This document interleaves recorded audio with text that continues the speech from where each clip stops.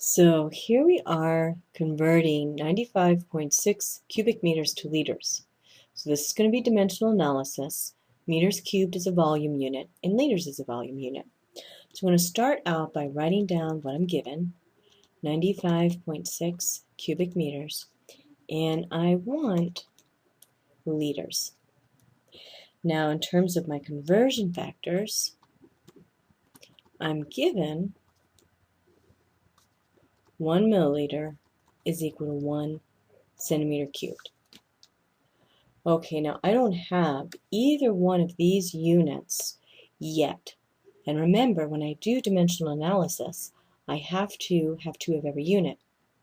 However, I notice that the base unit here is liter, and this is a base unit, and my base unit of this prefixed unit is meter, or meter cubed rather. So that gives me a clue as to how I need to write my other conversion factors. I need a conversion factor between milliliter and liter. And based on the way that we write our conversion factors, we can write a conversion factor between any prefixed unit and its base. So we always start out with one of the prefixed unit, and then on the other side, we write one in the base unit, and then we look to see what power of 10 is represented by the prefix. So milli means 10 to the minus 3. Okay, so 1 milliliter is 10 to the minus 3 liter. So if I do my double unit check at this point, I can see that I'm knocking out some of my units here. I have 2 liters and I have 2 milliliters. So now what I have left is meter cubed and centimeter cubed. Now, what this is, cubic meters and cubic centimeters, are a volume unit. And these volume units are based on length. So I'm actually going to have to figure out this conversion factor. So I'm going to use a slightly different color here to help distinguish it from my other conversion factors here. I'm going to use what I know in terms of prefixed units and base unit. I have one of my prefix unit, and that equals 1.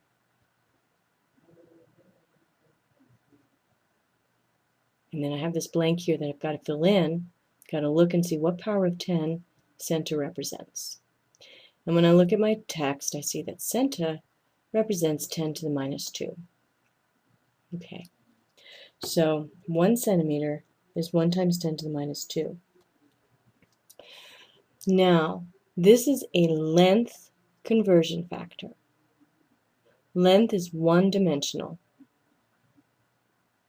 We need a volume conversion factor. And when we go to volume from length, what we do is we cube our conversion factor on both sides, and that equals volume. So I've got to do some math here on both sides of the equation. So let's look at my left-hand side. 1 cubed is 1. 1 times 1 times 1 is 1. Centimeter cubed, centimeter multiplied by itself 3 times, is centimeter cubed. On this side, 1 cubed is 1. And then when I take an exponent to another exponent, I multiply these two values. So 10 to the minus 2 cubed is 10 to the minus 6. And then meter cubed is meter cubed.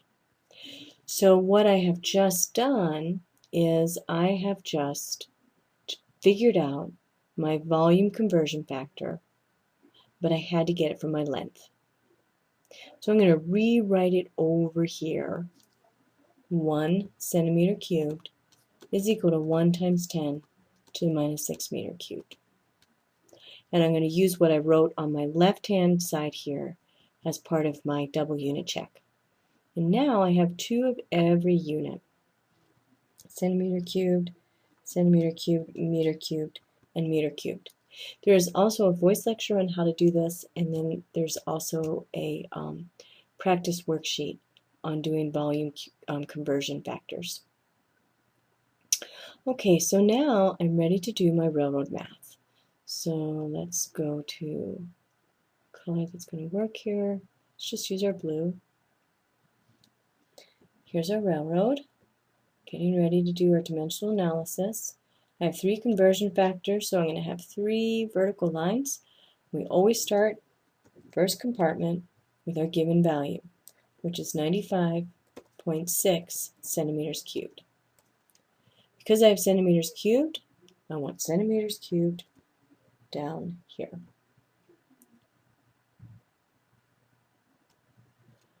Okay. So I want to use this conversion factor here.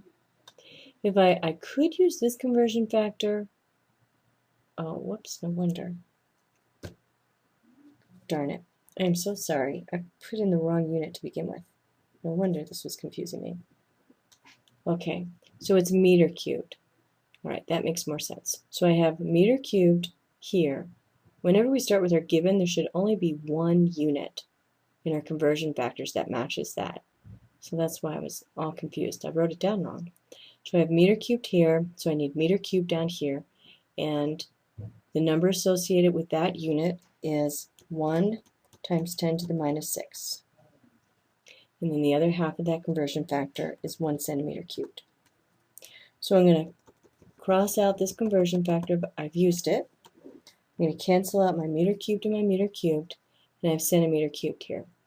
I have one other conversion factor that has centimeter cubed, and then the other part of that is milliliter. Cross out my centimeter cubed. I'm going to cross out this conversion factor. Milliliter is not what I want. I want liter, so I've got to keep on going. So milliliter needs to go down here. And I look, and 1 is associated with milliliter, and on the top I have 1 times 10 to the minus 3 liter. So milliliter cancels out. So I've used all my conversion factors. Every conversion factor has canceled out, and now what I have to do is I have to do my math. So in my numerator, I'm going to have 95.6 times 1 times 1 times 1 times 10 to the minus 3. And in my denominator, I'm going to have 1 times 10 to the minus 6 times 1 times 1. Now we know that 1 does not, when we multiply or divide by 1, it doesn't even impact. So it's fine not even to include 1s here, or to just cancel them out.